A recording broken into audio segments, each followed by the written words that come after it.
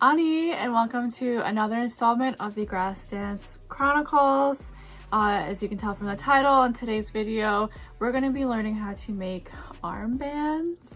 All of the materials that I use in this video will be found in the description box below, as well as links to all of the other videos that are in the Grass Dance Chronicles series.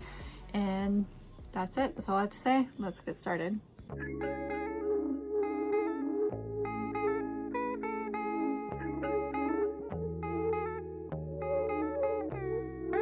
So we're going to be cutting a pattern piece out of paper, but before we get to that, I want to talk a little bit about measurements. So my person, their raw measurement with the measuring tape right up against their skin, not super tight, but just, you know, flesh to their skin, is 6 3/4 of an inch. So I sort of held the tape around their wrist and loosened it just a little bit and got an idea of how loose I wanted things, and that measurement came up to be 7 1/4 inch. So with seam allowance, that's going to be 8 1/4 inch, and that's because I'm adding a 1/2 inch on each side of this for, you know, seam allowance to get that thing 7 1/4 inch. That was for the wrist. So of course I determined how long of a cuff I wanted on their forearm, and that's totally up to you what you'd like. Sometimes I see cuffs that are kind of smaller, and then sometimes they'll cover the entire forearm. Theirs, I started the measurement right at like the wrist bone and measured up to say like right here, just to give them a little extra arm space there. And that measurement was 6 inches. So again, with a 1 inch seam allowance, that would be 1/2 inches on the top, 1/2 inch on the bottom. That's 7 inches.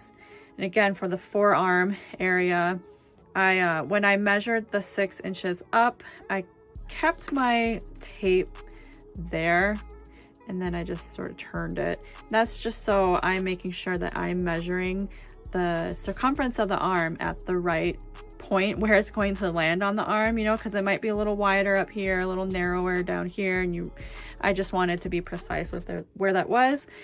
And that was 9 3/4.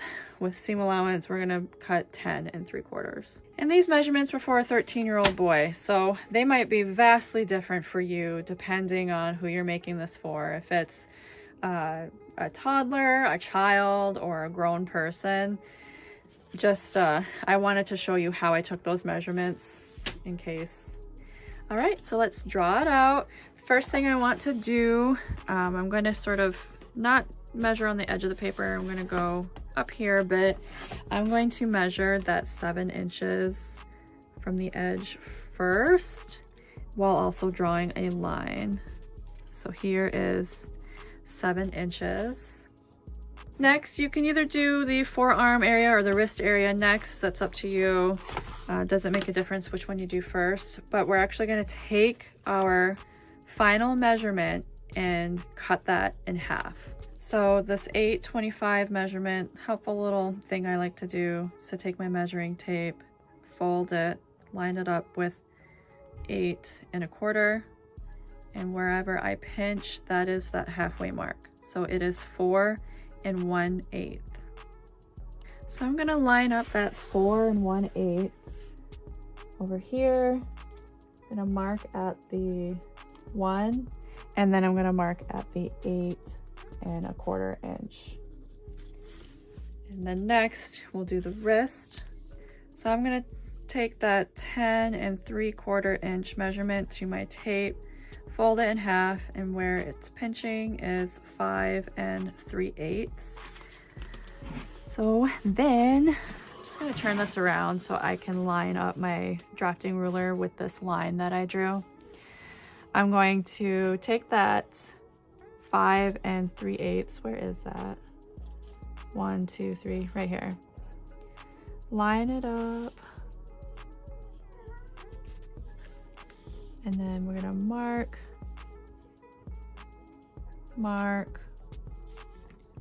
draw a line. Ta-da! After this, it's pretty simple. You take those 2 points that you made on each side and draw a line connecting them.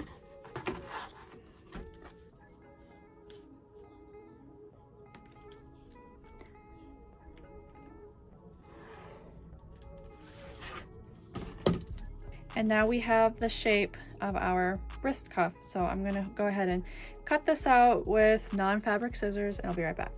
Now that we have our pattern piece cut out, we can cut out the material.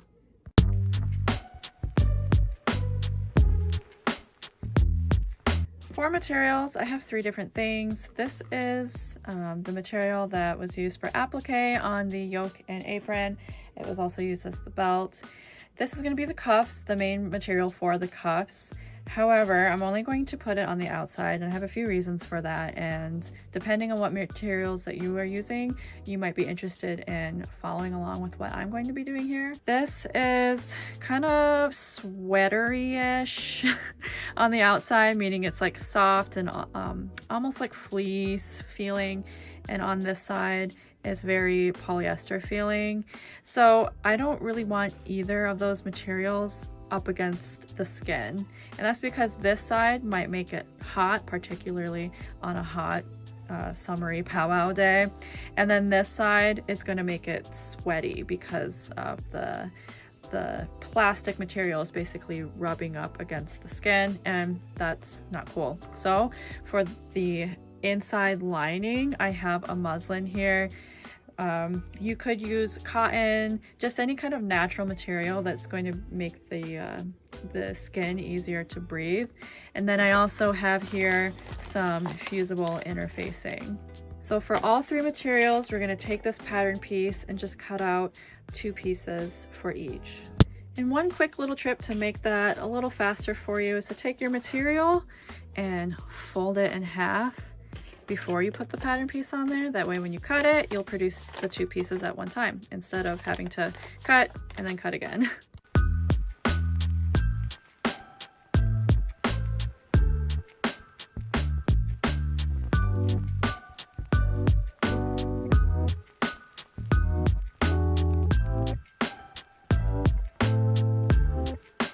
Now for the interfacing only, I'm actually going to remove a 1/2 inch of the material all the way around it. And that's because I'm removing the seam allowance.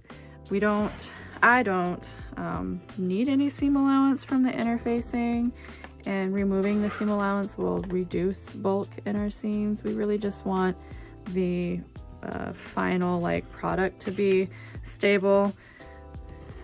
Don't really need all the extra. This should fit inside of the product. All right, so at this point, now that we have all the materials cut out, this is where we're going to decorate our cuffs, before we put them together. Keep in mind that this is the wrist and this is the forearm. So just keep that in mind for, how you're gonna determine what your designs are gonna be like. I'm not going to be doing any applique the way I did on the yoke, apron, and belt. I'm actually just going to be applying some ribbons and rickrack.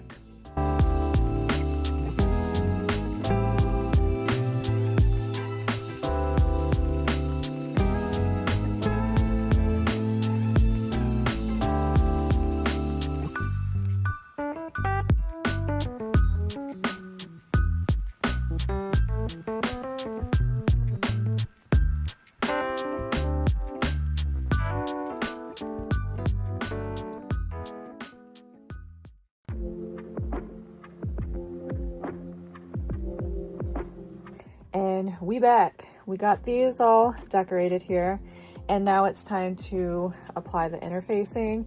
Now I sat here for a moment or for a while and I contemplated which layer would be better to apply the interfacing to, the outer layer or the inner lining.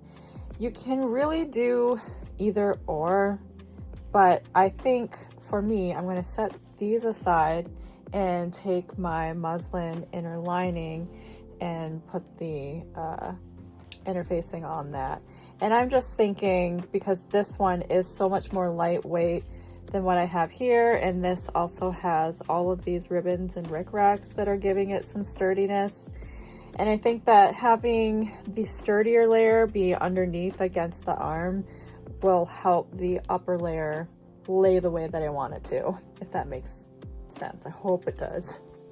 So yeah, take your inner lining if you're following along with me, and that scratchy side with all the glue, we'll place it down. It should be smaller than the piece that you have here, and we're just gonna iron it to the material.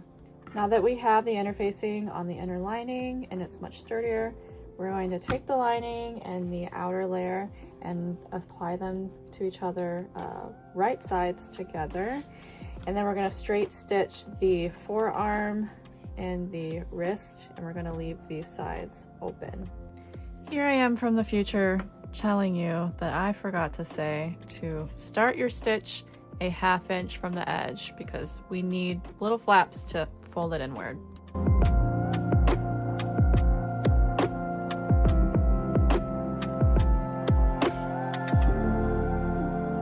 And when you're done with that, go ahead and iron your seams open and trim them to about 1/4 inch away from the seam.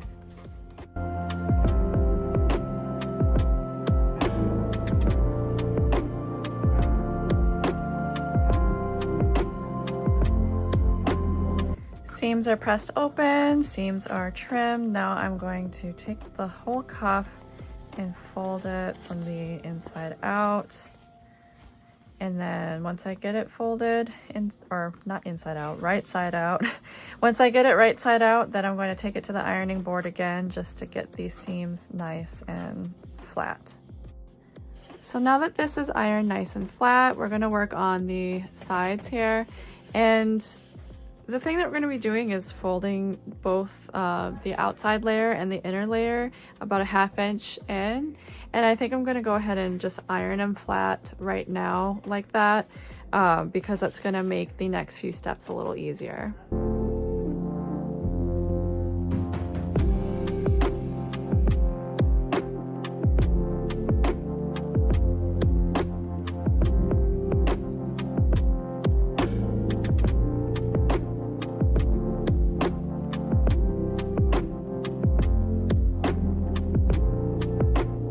So let's deal with the fringe first. Now, I don't know if you know this, but you have a right and a left side.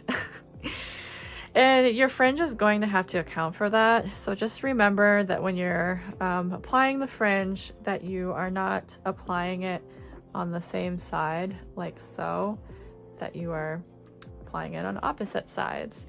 And what we're going to be doing with that is placing this chainette or whatever type of fringe that you're using inside of the seam. I know that I placed the chainette underneath the seam and the yoke and the apron, but this chainette is actually going to go inside the seam this time.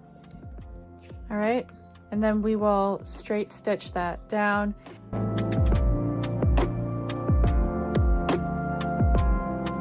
If you notice, there are top stitches, which are visible stitches, and I'm going to go ahead and put a top stitch on the top and the bottom. It's not totally necessary, but it'll make it look more clean and consistent. I'm actually going to start right here.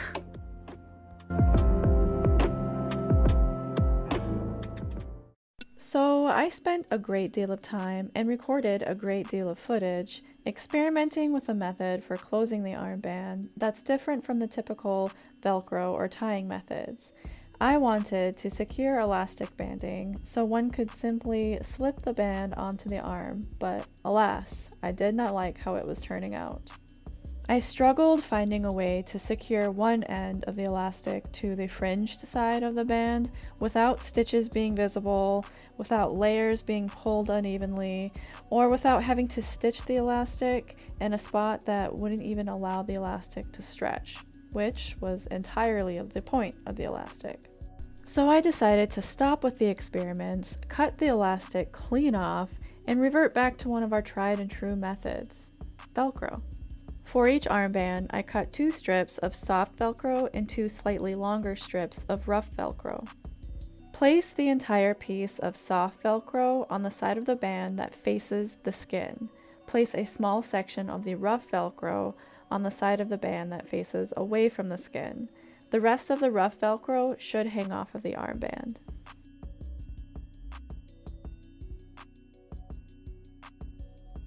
Next, I hand sewed the Velcro on, focusing my stitches on the outer edges of the Velcro to prevent the thread from being grabbed by the rough Velcro and ultimately weakened. I'm also keeping the stitches on the inner lining layer, not stitching all the way through both layers. This keeps this stitching from being visible on the outside of the armband.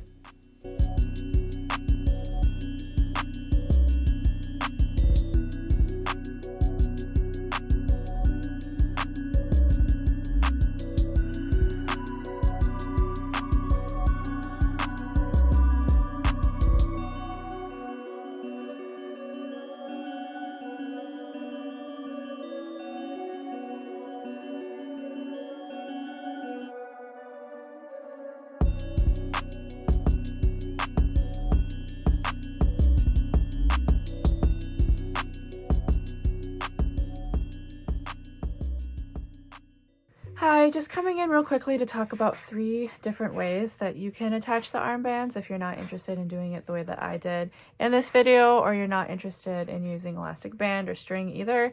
One common way that I see is not attaching any elastic or Velcro or strings to the armband at all, and just simply using safety pins to connect the armbands. And doing it this way, you don't really have to add any extra width to the armbands either. You should be able to fit it to the arm and just use some safety pins and it'll connect. Another way is using Velcro, and I'm going to show you 2 out of the 3 ways that I'm talking about right here. So you can, instead of laying the Velcro the way that I did, you would lay it along the length here. And you would so one way is to put the Velcro both on the inside of the armband, and then you would connect it like this.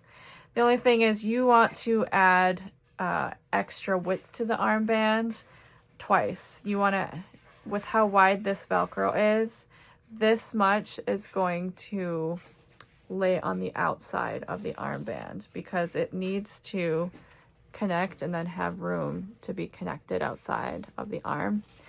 So just remember to add extra room. Another way is to still put the Velcro on the length of this, but instead of both of them going on the inside, you would put one on the outside, and then they would simply overlap. And again, similar to before, you want to add some more to the width, but instead of adding to each side, you're really going to only add to one because you're only overlapping on one side. So there are a few more ways, and let's go back to the video.